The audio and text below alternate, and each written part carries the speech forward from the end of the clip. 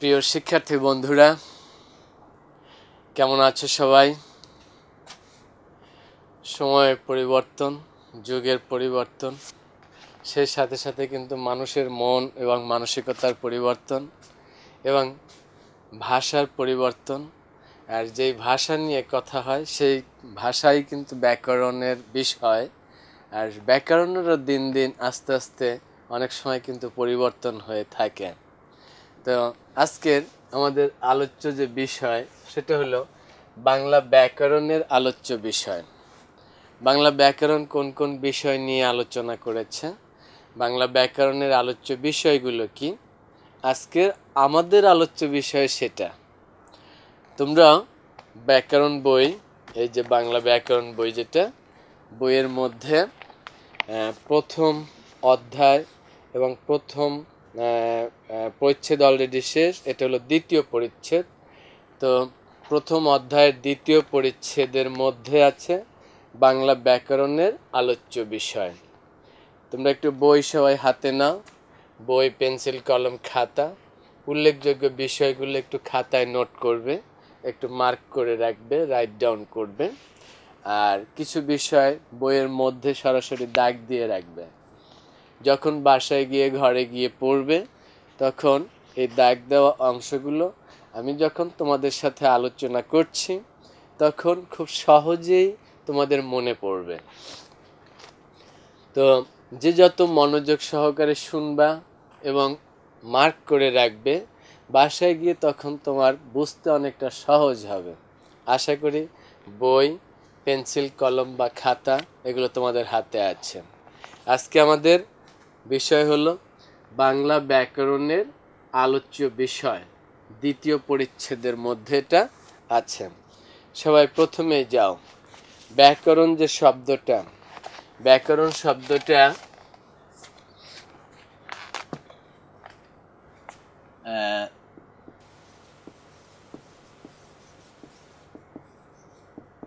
তোমরা বইয়ের মধ্যে দেখবা এখানে দেয়া আছে এরকম যে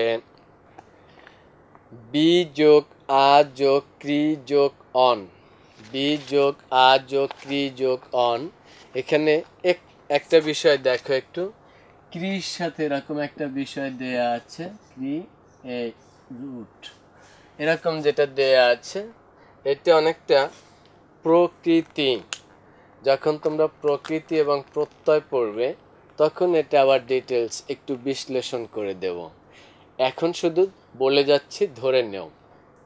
ব্যাকরণ বি যোগ আ যোগ ক্রি যোগ অন, এইভাবে শব্দটা বিশ্লেষণ করা হচ্ছে এভাবে। তাহলে ব্যাকরণের ব্যুৎপত্তিগত বা উৎপত্তিগত বা ব্যাকরণ শব্দের অর্থ হলো বিশ্লেষণ, বিশেষভাবে বিশ্লেষণ, বিশেষভাবে বিশ্লেষণ। তাহলে ব্যাকরণ শব্দের অর্থ কি? প্রশ্ন হতে পারে এরকম এমসিকিউতে। তাহলে ব্যাকরণ শব্দের অর্থ হলো বিশেষভাবে বিশ্লেষণ। সংজ্ঞা, বিভিন্ন ব্যাকরণবিদ, বৈয়াকরণবিদ যারা ব্যাকরণ লিখেছেন তারা বিভিন্নভাবে ব্যাকরণের সংজ্ঞা দিয়েছে। এখানে যে সংজ্ঞাটা, আসলে ব্যাকরণের সংজ্ঞা ওরকম মুখস্থ করার বিষয় তেমন একটা না, কারণ এখন আর ব্যাকরণের সংজ্ঞা কোথাও কোথাও লিখতে হবে না। তবুও তোমাদের একটু মনে রাখার জন্য এটা একটু দেখবা। সেটা হলে যে শাস্ত্রের কোনো ভাষায় বিভিন্ন উপাদানের প্রকৃতি ও স্বরূপের বিচার বিশ্লেষণ করা হয় এবং বিভিন্ন উপাদানের সম্পর্ক নির্ণয় ও প্রয়োগ বিধি বিশেষভাবে আলোচিত হয়, তাকে ব্যাকরণ বলে। একটু মনে রাখবা, এর আগে তোমরা ভাষার সংজ্ঞা পড়েছো যেরকম, এখানে একটু ব্যাকরণের সংজ্ঞাটা সেরকম পড়বে। আচ্ছা, ব্যাকরণ পাঠ করা কেন দরকার, পড়া কেন দরকার, ব্যাকরণ না পড়লে কি, পড়লে কি উপকার, পড়ার প্রয়োজনীয়তাটা বা উপকারটা এখানে একটু আলোচনা করেছে। যে বাংলা ব্যাকরণ পাঠ করে ভাষার বিভিন্ন উপাদানের গঠন, প্রকৃতি ও সেসবের সুষ্ঠু ব্যবহার বিধি সম্পর্কে জ্ঞান লাভ করা যায় এবং লেখায় ও কথা ভাষা প্রয়োগের সময় শুদ্ধাশুদ্ধি নির্ধারণ সহজ হয়। যেমন তোমরা সাধুচলিত ভাষা পড়েছ, যখন তোমরা জেএসসি পরীক্ষা দিয়েছিলে, 8-এর পরীক্ষা দিয়েছিলে, তখন প্রশ্নের উপরে, বাংলা প্রশ্নের উপরে একটা লেখা ছিল এরকম যে প্রশ্নের মধ্যে সাধু চলিত ভাষার উত্তরের মধ্যে সাধু চলিত ভাষার মিশ্রণ দূষণীয়। তাহলে এই যে কোথায় সাধু ভাষা কোথায় চলিত ভাষা এবং কোনটা কথ্য ভাষা, এই যে ব্যবহার বিধি পার্থক্য, এটা ব্যাকরণ পড়ে অনেকটা জানা যায়। সে কারণে ব্যাকরণটা একটু পড়া দরকার। ব্যাকরণ পাঠ, ব্যাকরণ পড়া, সেটা আমাদের বলা কওয়া ভাষা শ্রুতি মধুর করা, এটার জন্য দরকার, তোমরা পড়বে। হ্যাঁ, আচ্ছা। বাংলা ব্যাকরণ, যে শাস্ত্রে বাংলা ভাষার বিভিন্ন উপাদানের গঠন প্রকৃতি ও স্বরূপ বিশ্লেষিত হয় এবং এদের সম্পর্ক ও সুষ্ঠু প্রয়োগবিধি আলোচিত হয়, তাই বাংলা ব্যাকরণ। এবার চলে আসো মূল বিষয়, ব্যাকরণের আলোচ্য বিষয়। বাংলা ব্যাকরণে কি কি আলোচ্য বিষয় আছে আমরা ওখানে উপরে লিখেছি, বাংলা ব্যাকরণ ও আলোচ্য বিষয়। এখন এই সময় এসে দেখবা যে বাংলা ব্যাকরণের 4টি মৌলিক অংশ। বাংলা ব্যাকরণের কয়টা মৌলিক অংশ? 4টা মৌলিক অংশ। একটা হলো ধ্বনি, ধ্বনি বা সাউন্ড, ধ্বনি বা সাউন্ড। 2 নম্বরে হলো শব্দ, ওয়ার্ড, শব্দ বা ওয়ার্ড। আর 3 নম্বরে হলো বাক্য, বাক্য সেন্টেন্স। বাক্যকে আমরা কি বলে থাকি ইংরেজিতে? সেন্টেন্স। 4 নম্বরে হলো অর্থ, 4 নম্বরে অর্থ বা মিনিং। হ্যাঁ, তাহলে এটা হলো মৌলিক অংশ। মৌলিক অংশ বলতে এই বিষয়গুলোই মূলত ব্যাকরণের বিষয়। কোনটা ধ্বনি, কোনটা শব্দ, কোনটা বাক্য। এবং শুধু বাক্য হলেই হবে না, সেগুলো অর্থ থাকতে হবে। যদি অর্থ থাকে তাহলে সে সমস্ত বিষয় নিয়ে আলোচনা, আর যদি অর্থ না থাকে তাহলে সেগুলো আলোচ্য বিষয়ের বাইরে। যেমন একটা ধ্বনি, ধ্বনি মানে শব্দ বা সাউন্ড। হ্যাঁ, এই শব্দ আর সাউন্ড শব্দ কিন্তু এক নয়। এখানে যে শব্দ, এটা হলো ধ্বনির সমন্বিত একটা রূপ শব্দ। আর এটা হলো ধ্বনি বলতে কোনো সাউন্ড, আর এমনি যে শব্দ হচ্ছে, হ্যাঁ, সেটা। যেমন এখন ধ্বনি আমি করলাম কি, আহ, উহ, এটাও ধ্বনি। এখন এইরকম অনেকগুলো, যেমন আ একটা ধ্বনি, মা একটা ধ্বনি, র মিলে কি হলো, একটা শব্দ হলো আমার। এরপরে এরকম একাধিক শব্দ মিলে হবে বাক্য, এবং সে বাক্যের থাকবে একটা অর্থ। এবং এখন এই 4টা মূল বিষয় ব্যাকরণের: ধ্বনি, শব্দ, বাক্য, অর্থ। এবার দেখো যে সব ভাষার ব্যাকরণেই প্রধানত নিম্নলিখিত 4টি বিষয়ের আলোচনা করা হয়। এই অংশটা একটু ইম্পর্টেন্ট, একটু মনোযোগ সহকারে খেয়াল করে শুনবে। একটা হলো ধ্বনিতত্ত্ব, শব্দতত্ত্ব, বাক্যতত্ত্ব, অর্থতত্ত্ব। এগুলো একটু আলাদা আলাদা। ব্যাকরণের মধ্যে অনেক বিষয় আলোচিত আছে। এখন সেই আলোচনার যে বিষয়গুলো, এর কোন অংশের মধ্যে কোনটা পড়ে, সেই বিষয়গুলো নিয়ে আলোচনাটা। তাইলে প্রথমে দেখো ধ্বনিতত্ত্ব, ইংরেজিতে বলছে ফোনোলজি। শব্দতত্ত্ব বা রূপতত্ত্ব, মরফোলজি। বাক্যতত্ত্ব বা পদক্রম, সিনট্যাক্স। এবং অর্থতত্ত্ব, সিমেন্টিক্স। এছাড়া আরও একটা বিষয় আছে যেটাকে একেবারে হুবহু ব্যাকরণের বিষয় বলে না, তবে ব্যাকরণের অংশ। এই বিষয়টা নিয়েও ছন্দ, অলংকার, হ্যাঁ, বা অভিধান, অভিধান বা ডিকশনারি তোমরা পড়ো, অনেক সময় তোমাদের হাতে থেকে থাকতে পারে যে বাংলা শব্দ একটা ব্যবহার করলে শব্দটার অর্থ তুমি ভালো করে বুঝতেছ না। এখন এই শব্দটা তুমি অভিধান থেকে খুঁজে বের করবে। ইংরেজি একটা শব্দ, অনেক রকম ডিকশনারি বা অভিধান আছে, বাংলা থেকে বাংলা, বাংলা থেকে ইংরেজি, আবার ইংরেজি থেকে বাংলা, ইংরেজি থেকে ইংরেজি, এরকম বিভিন্ন রকমের অভিধান আছে। এই অভিধানের শব্দগুলো কিভাবে বের করতে হয়, কোন পদক্রম অনুযায়ী, বর্ণনাক্রম অনুযায়ী, বর্ণ অনুযায়ী যে শব্দগুলো সাজানো আছে, সে সমস্ত বিষয়গুলো অভিধান তত্ত্বে আলোচনা করা হয়। এবং ছন্দ ও অলংকার, এইটা হলো কবিতার মধ্যে কবিতার যে একটা তাল লয় আছে, একটা রিদম আছে, এই বিষয়গুলো ছন্দ এবং অলংকার শাস্ত্র, এটাও ব্যাকরণেরই অংশ বলা যায়। হ্যাঁ, তবে আমরা মূলত বলতে পারি এগুলোর সাথে ধ্বনিতত্ত্ব, শব্দতত্ত্ব, বাক্যতত্ত্ব, অর্থতত্ত্ব। হ্যাঁ, তো এইখানে এইবার ধরো একটু যে ধ্বনিতত্ত্ব 1 নম্বরে মানুষের বাক প্রত্যঙ্গ অর্থাৎ কণ্ঠনালী, মুখ বিহবর, জিহ্বা, আলজিহ্বা, কোমলতালু, শক্ততালু, দাঁত, মাড়ি, চোয়াল, ঠোঁট ইত্যাদির সাহায্যে উচ্চারিত আওয়াজকে ধ্বনি বলা হয়। তাহলে ধ্বনিগুলো ধ্বনিটা আসতে বা ধ্বনি উচ্চারণ হতে যে সমস্ত অঙ্গ প্রত্যঙ্গ ব্যবহার করা হয় সেই সমস্তকে বলা হয় বাক প্রত্যঙ্গ। সেগুলোকে কি বলে? বাক প্রত্যঙ্গ। এগুলোর মাধ্যমে বাক প্রত্যঙ্গ জাত ধ্বনির সূক্ষ্মতম মৌলিক অংশ বা একককে ধ্বনিমূল বলা হয়। বাক প্রত্যঙ্গ অর্থাৎ কথা বলতে গিয়ে আমরা যে সমস্ত অঙ্গ প্রত্যঙ্গ ব্যবহার করে থাকি এটাকে বলে বাক প্রত্যঙ্গ। এখন এই বাক প্রত্যঙ্গের মাধ্যমে উচ্চারিত যে ইউনিট বা যে একক, এই একক একেবারে নিচের পর্যায়ে, যেমন আমি ভাত খাই, একটা সেন্টেন্স, একটা বাক্য বলে ফেললাম। এখন এই আমি ভাত খাই, এটা ধরো আমি ভাত খাই, এখানে এটা একটা পুরো বাক্য।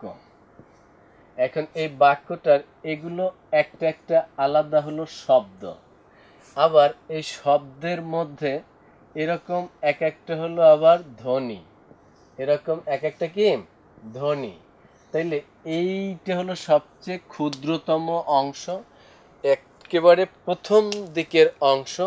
এই অংশটা হলো বাক প্রত্যঙ্গের মাধ্যমে উচ্চারিত প্রথম অংশ, এটাকে বলি আমরা ধ্বনি। এটাকে আমরা কি বলি? ধ্বনি। ধ্বনির থেকে আসে শব্দ, শব্দের থেকে আসে বাক্য। প্রথমে ধ্বনি, ধ্বনির থেকে শব্দ, শব্দের থেকে বাক্য। তাইলে প্রথমে আসলো ধ্বনি। এখন বাক প্রত্যঙ্গ যা, এরপরে দেখো বর্ণ। বাক প্রত্যঙ্গজাত প্রত্যেকটি ধ্বনি এককের জন্য প্রত্যেক ভাষায় লেখার সময় এক একটি প্রতীক বা চিহ্ন, সিম্বল ব্যবহৃত হয়। বাংলায় এ প্রতীক বা চিহ্নকে বলা হয় বর্ণ বা লেটার। যেমন বাংলায় বক কথাটির আরবি, ফার্সি, উর্দুতে বক কথাটির প্রথম ধ্বনিটির প্রতীক রূপে ব্যবহৃত হয়েছে ব। প্রথম কথাটা কি হয়েছে? এরকম ব। ইংরেজিতে আছে বি বা এরকম। হ্যাঁ, আবার দেখো আরবি, ফার্সি, উর্দু, আরবি, ফার্সি, উর্দুর বর্ণমালাগুলো প্রায় একই রকম। সেখানে এটা আছে এরকম বা, এটাকে বেও বলে অথবা বা বলে। হ্যাঁ, তাইলে এই যে এটা হলো যে ধ্বনিটাকে একটা রূপে রূপায়িত করতে বা ধ্বনিটাকে প্রকাশ করতে যে সিম্বল বা প্রতীক ব্যবহৃত হয় সেটা হলো বর্ণ। ধ্বনিটাকে প্রকাশ করার জন্য যে প্রতীক বা সিম্বল ব্যবহৃত হয় সেটা হলো কি বর্ণ। তাইলে বাংলায় আমরা এরকম দেখো, এই যে ব বা বি বা বে, আরবিতে বে বা এরকম করে বি, ব, বি, বা এরকম করে বর্ণগুলো সিম্বলাইজ করে বা প্রতীক কি চিহ্ন হিসেবে ব্যবহৃত করে এটাকে আমরা লিখিত রূপে নিয়ে আসি। ধ্বনিটাকে আমরা কি দেই? একটা লিখিত রূপ দেই। এরপরে যাও ধ্বনির উচ্চারণ প্রণালী, উচ্চারণের স্থান, ধ্বনির প্রতীক বা বর্ণের বিন্যাস, ধ্বনি সংযোগ বা সন্ধি, ধ্বনির পরিবর্তন ও লোপ, নত্যসত্ত্ব বিধান ইত্যাদি বাংলা ব্যাকরণের ধ্বনিতত্ত্বের আলোচ্য বিষয়। তাহলে ধ্বনিতত্ত্বের আলোচ্য বিষয় হবে কি? যে ধ্বনি, ধ্বনির পরিবর্তন, নত্যসত্ত্ব বিধান, এটা হলো মূলত ধ্বনিতত্ত্বের আলোচ্য বিষয়। অনেক সময় প্রশ্ন থাকে নত্যসত্ত্ব বিধান ব্যাকরণের কোন অংশে আলোচিত হয়? তাহলে নত্যসত্য বিধান ব্যাকরণের ধ্বনিতত্ত্বে আলোচিত হয়। মনে থাকবে তো? সন্ধি, সন্ধি ব্যাকরণের কোন অংশে আলোচিত হয়? সন্ধি ব্যাকরণের ধ্বনিতত্ত্বে আলোচিত হয়। এগুলো কিন্তু এমসিকিউ, এরকম প্রশ্ন থাকবে, একটু সুন্দর করে ধরে রাখো। এবার রূপতত্ত্ব। এক বা একাধিক ধ্বনির অর্থবোধক সম্মিলনে শব্দ তৈরি হয়। এই যে এরকম এ একটা ধ্বনি, এ একটা ধ্বনি, এ একটা ধ্বনি, এটা একটা ধ্বনি, এখানে এটা, এখানে এটা। এখন এখানে দেখো, এই দুটো ধ্বনির মিলনে হয়েছে একটা শব্দ, দুটো ধ্বনির মিলনে একটা শব্দ। তাহলে এরকম এক বা একাধিক ধ্বনির অর্থবোধক সম্মিলনে শব্দ তৈরি হয়। শব্দের ক্ষুদ্রাংশকে বলা হয় রূপ। শব্দের ক্ষুদ্রাংশকে কি বলে? রূপ। এজন্য এটাকে রূপতত্ত্ব বলা হয়। অনেক সময় প্রশ্ন থাকে এরকম, শব্দের আর এক নাম রূপতত্ত্ব, অর্থতত্ত্ব, ধ্বনিতত্ত্ব, এরকম অপশন থাকবে। তাহলে শব্দের আর একটা নাম কি? রূপতত্ত্ব। তাহলে রূপ গঠন করে শব্দ, সেই জন্য শব্দতত্ত্বকে রূপতত্ত্ব বলা হয়। আবার এরকমও কিন্তু প্রশ্ন হতে পারে, শব্দতত্ত্ব বা রূপতত্ত্ব ইংরেজি প্রতিশব্দটা কি? মরফোলজি। একটু সাথে সাথে এই ইংরেজি প্রতিশব্দগুলো তোমাদেরকে মনে রাখতে হবে। পারবে না? চেষ্টা করবা, একটু পড়লেই পারবে। তাহলে শব্দ বা রূপতত্ত্বের ইংরেজি প্রতিশব্দ কি? মরফোলজি। এবার আসো বাক্যতত্ত্ব। মানুষের বাক প্রত্যঙ্গজাত ধ্বনি সমন্বয়ে গঠিত শব্দ সহযোগে সৃষ্ট অর্থবোধক বাক প্রবাহের বিশেষ বিশেষ অংশকে বলা হয় বাক্য বা সেন্টেন্স। বাক্যের সঠিক গঠন প্রণালী, বিভিন্ন উপাদানের সংযোজন, বিয়োজন, এদের সার্থক ব্যবহারযোগ্যতা, বাক্য মধ্যে শব্দ বা পদের স্থান বা ক্রম, পদের রূপ পরিবর্তন ইত্যাদি বিষয় বাক্যতত্ত্বে আলোচিত হয়। বাক্যের মধ্যে কোনো পদের পর কোন পদ বসে, কোন পদের পর কোন পদ, যে কোনোভাবে একটা বসিয়ে দিলেই কিন্তু বাক্য হবে না। এটা আবার আলাদা একটা চ্যাপ্টার আছে, তোমরা সেই চ্যাপ্টারে যখন যাবে তখন আলাদা করে তোমাদেরকে বুঝিয়ে দেওয়া হবে যে অর্থের প্রয়োগের দিক থেকে আবার বাক্যের প্রকারভেদ আছে। তাহলে এখানে আমরা যা একটু বলে যাই, তাহলে কোন পদের স্থান কোথায়, বাক্যতত্ত্বে এসবের পূর্ণ বিশ্লেষণ থাকে। বাক্যতত্ত্বকে পদক্রমও বলা হয়। এটাও একটা প্রশ্ন, বাক্যতত্ত্বকে কি বলা হয়? এরকম 4টা অপশন থাকবে, তার মধ্যে হয়তো একটা থাকলো পদক্রম। তাহলে বাক্যতত্ত্বকে পদক্রমও বলা হয়।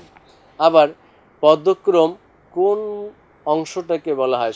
ধ্বনিতত্ত্ব, শব্দতত্ত্ব, বাক্যতত্ত্ব, অর্থতত্ত্ব, এর মধ্যে পদক্রমের সাথে সম্পর্কিত কোনটা? বাক্যতত্ত্ব। এভাবেও কিন্তু প্রশ্ন হতে পারে। অর্থতত্ত্ব 4 নম্বরে, শব্দের অর্থ বিচার, বাক্যের অর্থ বিচার, অর্থের বিভিন্ন প্রকারভেদ, যেমন মুখ্যার্থ, গৌণার্থ। মুখ্যার্থ মানে মূল অর্থ যেটা, আর গৌণ যেটা অপশনাল বা যেটা তুলনামূলক কম প্রয়োজনীয় বা কম ব্যবহৃত। তারপরে বিপরীতার্থ ইত্যাদি হলো অর্থতত্ত্বের আলোচিত বিষয়। বাংলা ব্যাকরণের আলোচনায় ব্যবহৃত কতিপয় পারিভাষিক শব্দ, এই জিনিসগুলো অনেক সময় এমসিকিউতে তো এখন আসবেই, তাছাড়া তোমরা যখন ইন্টারমিডিয়েটে যাবে, উচ্চ মাধ্যমিক শ্রেণীতে যাবে, তখনও পাবে। এরপরে যদি তোমাদের একটু উচ্চশিক্ষায় যেতে চাও, বিভিন্ন বিশ্ববিদ্যালয়ে ভর্তির পরীক্ষা দিতে চাও, তখন এগুলো অনেক সময় পরীক্ষায় আসে, ভর্তি পরীক্ষায়। আবার যদি কখনো তোমরা চাকরি করতে চাও, তাহলে সেই চাকরির পরীক্ষাতে এগুলো অনেক সময় এসে থাকে। এজন্য এটা একটু সংজ্ঞার মতো, ডেফিনেশন বা সংজ্ঞা, তোমরা এখানে একটু এই সংজ্ঞার মতো করে এগুলো একটু মুখস্থ করে রাখবে। হ্যাঁ, যেমন ধরো আছে, বাংলা ব্যাকরণের আলোচনার জন্য পণ্ডিতেরা কতিপয় পারিভাষিক শব্দ ব্যবহার করেছেন। এ ধরনের প্রয়োজনীয় কিছু পারিভাষিক শব্দের পরিচয় নিম্নে প্রদান করা হলো। যেমন কি প্রাতিপদিক, বিভক্তিহীন নাম শব্দকে প্রাতিপদিক বলে।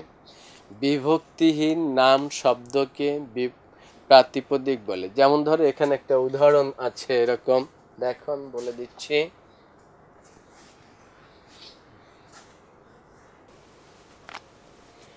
যেমন ধরো হাত আছে, কলম। এখন এই হাত আমরা উচ্চারণ করতে গিয়ে আমরা বলবো না হাতি, আমরা বলবো না হাতা, অথবা বলবো না হাতো বা হাতু, এরকম। এখানে সাধারণত উচ্চারণটা হবে এটার নিচে একটা হর্ষন্ত দিয়ে, অর্থাৎ তয়ের সাথে আকার, রসিকার, দীর্ঘিকার, রস্যকার কোনো কিছু যুক্ত না হয়ে সরাসরি সোজা হাত, হাত। আবার এখানে আছে এরকম কলম, কলমের সাথে কোনো জায়গায় কোনো আকার, রসিকার, দীর্ঘকার বা কোনো বর্ণ যুক্ত না হয়ে সরাসরি বলবে কি কলম। যেমন ধরো যদি আমি বলি এরকম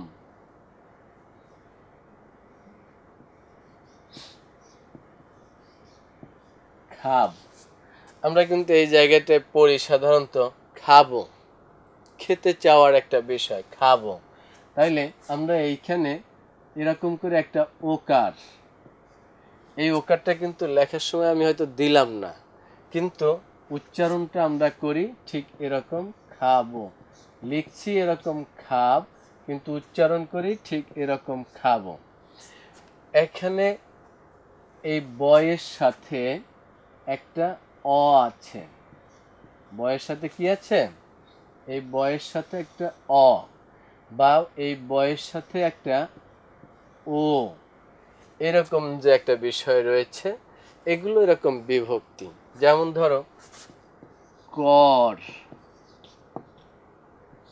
আর এটা হলো কর। যখন এই হর্ষ চিহ্নটা দেয়া হবে না, তখন এখানে কি এরকম একটা ওকারের মতো করে উচ্চারণ করছি আমরা, করো।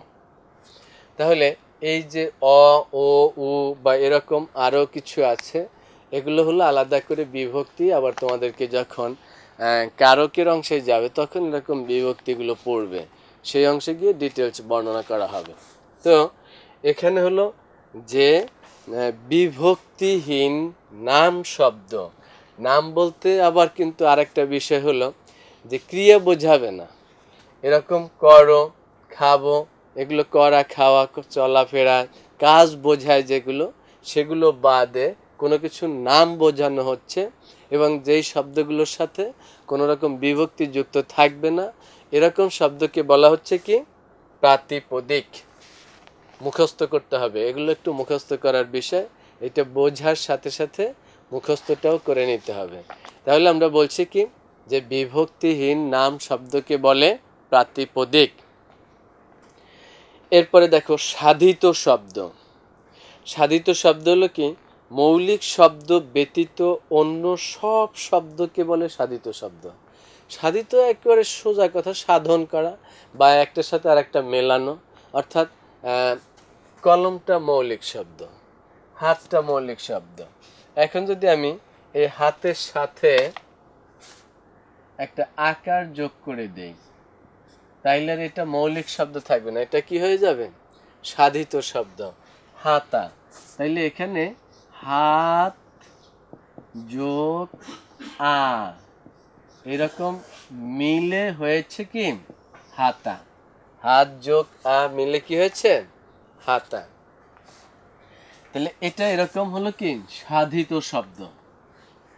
তাইলে মৌলিক শব্দ ছাড়া যত রকমের শব্দ আছে সব শব্দগুলোকেই আমরা কি বলি সাধিত শব্দ। এরপরে সাধিত শব্দ আবার দুই প্রকার, একটা হলো নাম শব্দ আর একটা হলো ক্রিয়া শব্দ।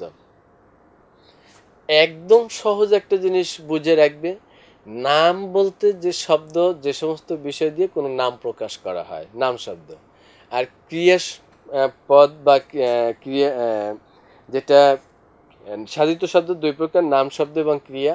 ক্রিয়া হলো যেটা আমরা বলি যে করা, যে কোনো কাজ বোঝায়, যে কোনো কাজ বোঝায় সেটাই ক্রিয়া, আর যে কোনো নাম বোঝায় সেটা নাম শব্দ, আর যে কোনো কাজ বোঝায় সেটা ক্রিয়া শব্দ। এখন তাহলে কি আছে যে প্রত্যেক নাম শব্দ এবং ক্রিয়া শব্দের আবার দুটো অংশ আছে, যেমন প্রকৃতি ও প্রত্যয়, প্রকৃতি এবং প্রত্যয়।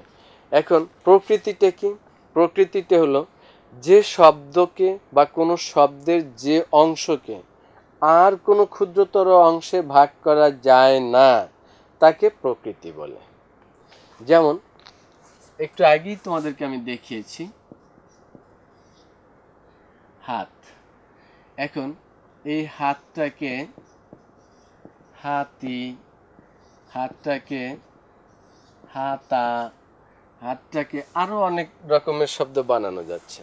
এখন যদি আমি এই রস্যিকার বাদ দেই, এই আকার বাদ দেই, রস্যুকার বাদ দেই, দীর্ঘকার বাদ দেই, বা এরকম আরো যেগুলো থাকবে সেগুলোকে যদি বাদ দেই, এখন বাদ দিয়ে এই যে শব্দটা এসেছে এটাকে কিন্তু আর ছোট করা যাবে না। যদি এটাকে ছোট করে ফেলি তাহলে আলাদা করে আর মিনিং থাকবে না, অর্থ থাকবে না। তাহলে যেই শব্দগুলোকে ভাঙতে ভাঙতে একটা ক্ষুদ্রতম, একটা ন্যূনতম পর্যায়ে নিয়ে আসা হয়, যেখানটা ভাঙলে যার কোনো অর্থ আর থাকবে না, তখন সেইটা হলো কি প্রকৃতি। তখন সেটাকে কি বলে?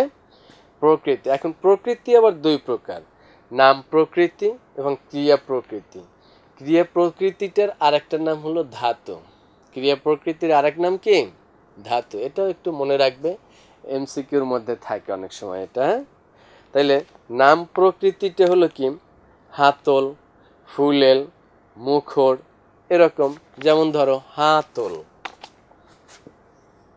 হাতল, এখানে হলো হাত যোগ ল। এখন এটাকে যদি তুমি আবার ভাঙাও, আলাদা যদি এরকম করো, হাত ত ল, এরকম আলাদা আলাদা করে ভাঙলে এখানে আর কিন্তু এটার কোনো অর্থ থাকবে না। হ্যাঁ, তাহলে অর্থাৎ যেই শব্দ এখানে আছে, যে এগুলোকে বিশ্লেষণ করলে আমরা পাই হাত যোগ ল, ফুল যোগ এল, মুখ যোগ র, মুখর বা বাচাল। এখানে হাত, ফুল, মুখ শব্দগুলোকে বলা হয় প্রকৃতি বা মূল অংশ। হাত, ফুল, মুখ এগুলো কি প্রকৃতি, অর্থাৎ এগুলোকে আর ছোট করলে এই অংশের আর কোনো অর্থ থাকবে না। আবার যেমন ধরো মুখর, মুখ যোগ র, এখানে এইটা হলো প্রকৃতি, এটার সাথে এইটা বিভক্তি যুক্ত হয়ে মুখর হয়ে যায়। মুখর মানে হলো তখন বাচাল। এরকম। পরের পৃষ্ঠায় যাও। আবার ক্রিয়া প্রকৃতি। ক্রিয়া প্রকৃতি অনেকটা ওই যে বলেছি যে কোনো কাজের সাথে সম্পর্কিত বোঝায় এরকম শব্দ সাধারণত ক্রিয়া, এবং সেই বিষয়গুলো সেই রকম শব্দ। যেমন চলন্ত, জমা ও লিখিত, এই শব্দগুলো বিশ্লেষণ করলে আমরা পাই চল যোগ অন্ত, চলমান, জম যোগ আ, জমা, সঞ্চিত করা বা জমা করা, সঞ্চয় করা। তারপরে আছে লিখিত, লিখ যোগ ইত, লিখিত যা লেখা হয়েছে, এখানে চল, জম, লিখ, এই যে এগুলো হলো কি ক্রিয়ামূল বা ক্রিয়ার মূল অংশ।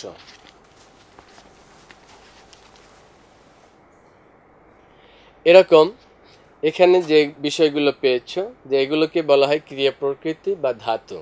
আবার ক্রিয়া প্রকৃতি বা ধাতু, তাহলে প্রকৃতির আর একটা বিষয় কি, নাম হলো ধাতু। তাইলে আমরা এখানে কিন্তু যে বিষয়গুলো, এই জায়গাটার এই অংশগুলো, আজকের অধ্যায়ের বিষয়গুলো একটু বেশি মুখস্থ করতে হবে। এরপরে দেখো প্রত্যয়। শব্দ গঠনের উদ্দেশ্যে নাম প্রকৃতি এবং ক্রিয়া প্রকৃতির পরে যে শব্দাংশ যুক্ত হয় তাকে প্রত্যয় বলে। তাহলে এখন এই যে আমরা হাত যোগ ল, এই লটা হলো প্রত্যয়। মুখ যোগ র, এখানে এই রটা হলো প্রত্যয়। তাহলে আর দুইটার সাথে যখন যুক্ত হয় তখন, যেমন হাত যোগ ল, যে শব্দটা হলো হাতল, এই হাতলটাকে বলা হয় প্রত্যয়ান্ত শব্দ। অর্থাৎ প্রকৃতি এবং প্রত্যয় যোগ করে যে শব্দটা হলো সেটা হলো প্রত্যয়ান্ত শব্দ। প্রকৃতি এবং প্রত্যয় যুক্ত হয়ে যে শব্দ যুক্ত হলো সেটাকে বলা হয় প্রত্যয়ান্ত শব্দ। তাইলে এটা হলো প্রকৃতি, এটা হলো প্রত্যয়, এটা হলো প্রত্যয়ান্ত শব্দ। মনে থাকবে? আচ্ছা, এবার বাংলা শব্দ গঠনে দুই রকম প্রত্যয় পাওয়া যায়। কয় রকম প্রত্যয়? দুই রকম, তদ্ধিত প্রত্যয় এবং কৃৎ প্রত্যয়। তদ্ধিত প্রত্যয় এবং কৃৎ প্রত্যয় একটু বর্ণনা দেয়া আছে, এগুলো বলছি যে এই অংশটায় সবটুকুই প্রায় সংজ্ঞা, আর এই সংজ্ঞাগুলো একটু মুখস্থ করে রাখতে হবে, একটু মনে রাখতে হবে। প্রথমটা হলো তদ্ধিত প্রত্যয়। শব্দমূল বা নাম প্রকৃতির সঙ্গে যে প্রত্যয় যুক্ত হয়ে নতুন শব্দ গঠন করে তাকে বলে তদ্ধিত প্রত্যয়। অর্থাৎ নাম, ওই যে আগেই বলেছি, নাম এবং ক্রিয়া, নাম এবং ক্রিয়া দুইটা বিষয়ের সাথে প্রত্যয়ের সম্পর্ক। তাইলে যেটা দিয়ে নাম বোঝায় সেটা একটা, আর যেটা দিয়ে কাজ বোঝায় সেটা একটা। নাম বোঝায় সেটা হলো তদ্ধিত প্রত্যয়, আর যেটা কাজ বোঝায় সেটা হলো কৃৎ প্রত্যয়। একদম সহজ বিষয়, মনে রাখবে এখানে। তাইলে প্রত্যয় নাম সাথে সম্পর্কিত তদ্ধিত, আর কাজের সাথে সম্পর্কিত কৃৎ। ক্রি দিয়েই আমরা কিন্তু বুঝি যে ক্রি মানে কাজ করা, করা থেকে কাজ করা, এরকম কৃৎ প্রত্যয়। তাইলে একটু সংজ্ঞাটা দেখো, যে শব্দমূল বা নাম প্রকৃতির সঙ্গে যে প্রত্যয় যুক্ত হয়ে নতুন শব্দ তৈরি হয় তাকে বলে তদ্ধিত প্রত্যয়। উদাহরণগুলো আগেই বলেছি, এখানে আরো দেয়া আছে। আর কৃৎ প্রত্যয় হলো ধাতু বা ক্রিয়া প্রকৃতির সাথে যে প্রত্যয় যুক্ত হয়ে নতুন শব্দ তৈরি হয় তাকে কৃৎ প্রত্যয় বলে। তারপরে তদ্ধিত প্রত্যয় সাধিত শব্দকে বলা হয় তদ্ধিতান্ত শব্দ, এবং কৃৎ প্রত্যয় সাধিত শব্দকে বলা হয় কৃদান্ত শব্দ। এটা একটু মুখস্থ করে রাখবে, যে নাম তদ্ধিত প্রত্যয় সাধিত শব্দকে বলা হয় তদ্ধিতান্ত শব্দ, এবং কৃৎ প্রত্যয় সাধিত শব্দকে বলা হয় কৃদান্ত শব্দ। যেমন হাতল ফুলেল মুখর, এগুলোকে বলছে তদ্ধিতান্ত, এবং চলন্ত জমা লিখিত এগুলো হলো কি কৃদান্ত শব্দ। এরপরে আসো উপসর্গ। বাংলা ভাষায় 3 রকমের উপসর্গ আছে। একটা হলো সংস্কৃত উপসর্গ, বাংলা উপসর্গ এবং বিদেশি উপসর্গ। বাংলা, সংস্কৃত, বাংলা এবং বিদেশি উপসর্গ। আচ্ছা, উপসর্গটা কি? উপসর্গটা হলো যে শব্দ বা ধাতুর পূর্বে, শব্দ বা ধাতুর পূর্বে কতিপয় সুনির্দিষ্ট অব্যয় জাতীয় শব্দাংশ যুক্ত হয়ে সাধিত শব্দের অর্থের পরিবর্তন, সম্প্রসারণ, সংকোচন ঘটিয়ে থাকে। যেমন ধরো একটা সহজ জিনিস দেখাই তোমাদেরকে।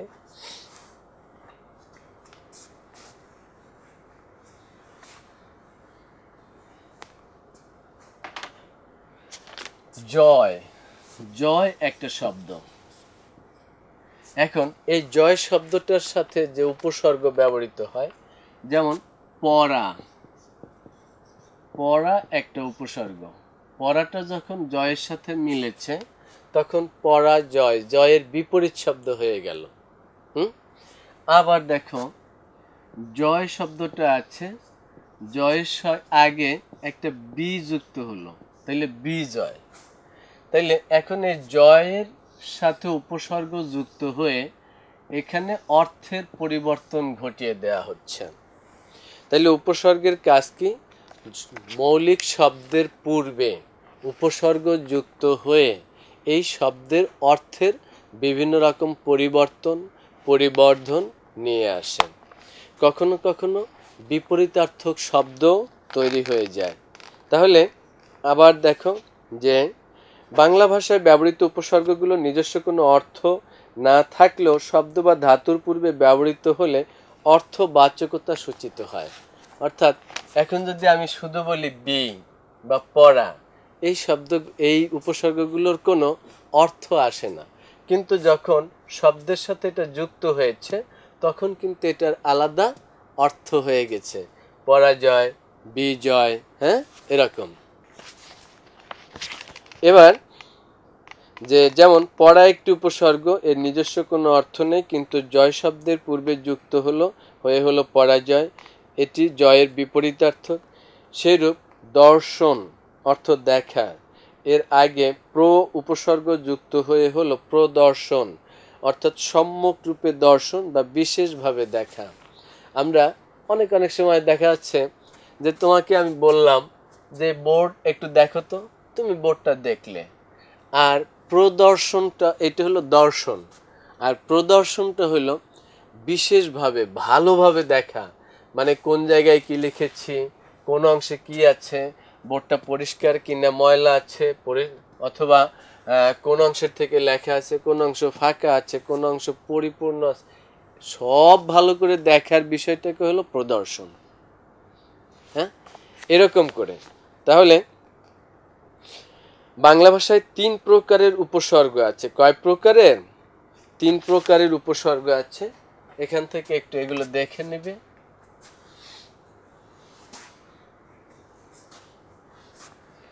ওই যে এখানেও কিন্তু ওই শব্দের উৎপত্তিগত যে দিক থেকে আমরা প্রায় 5টা ভাগ করেছিলাম, সেরকম অনেকটা এখানে 3টা ভাগ। একটা হলো সংস্কৃত উপসর্গ, তারপরে একটা হলো বাংলা উপসর্গ, আর একটা হলো বিদেশি উপসর্গ। এরকম 3টা উপসর্গ। কয়টা? 3টা।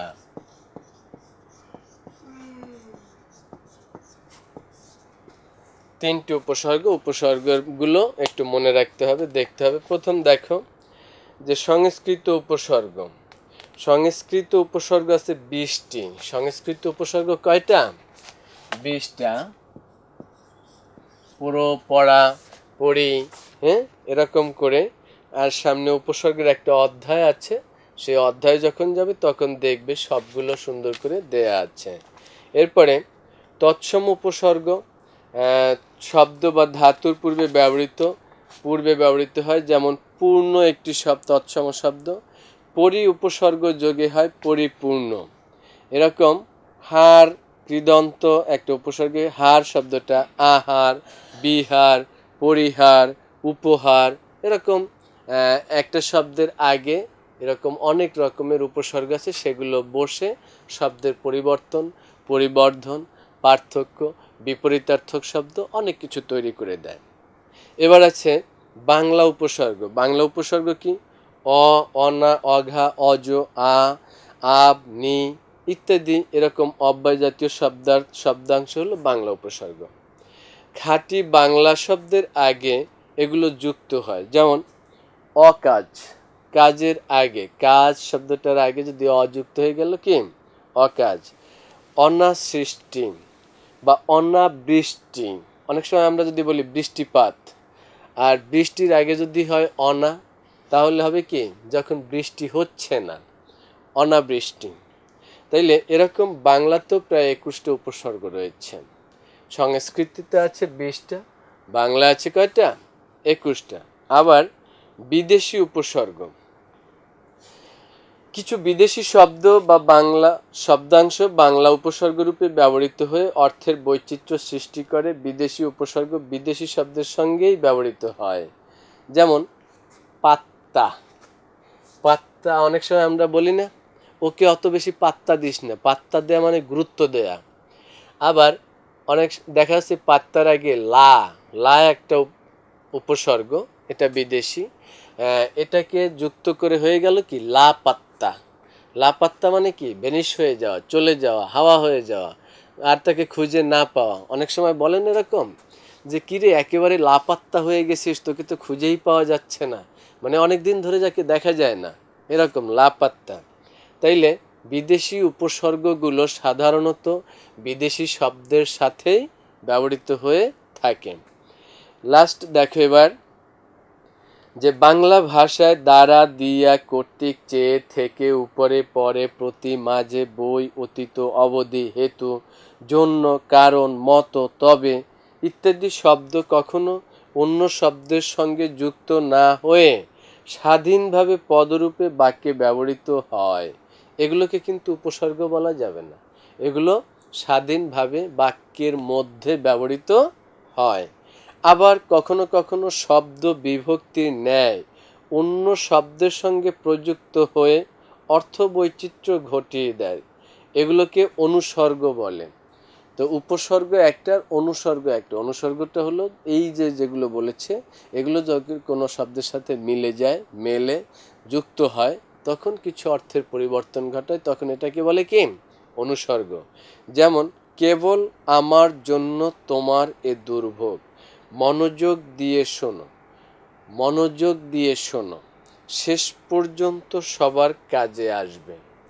এগুলো অনুসর্গ। এই যে দিয়ে, তাহলে আমরা শেষের দিকে দেখলাম অনুসর্গগুলো একটু মনে রাখবা তোমরা। অনুসর্গ দিয়ে বাক্যের পরিপূর্ণ অর্থকেও পূর্ণতা দান করে।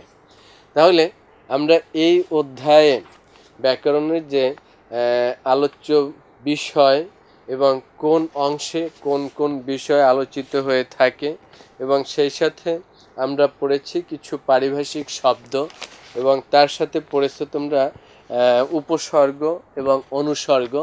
এখান থেকে অনেকগুলো এমসিকিউ থাকবে।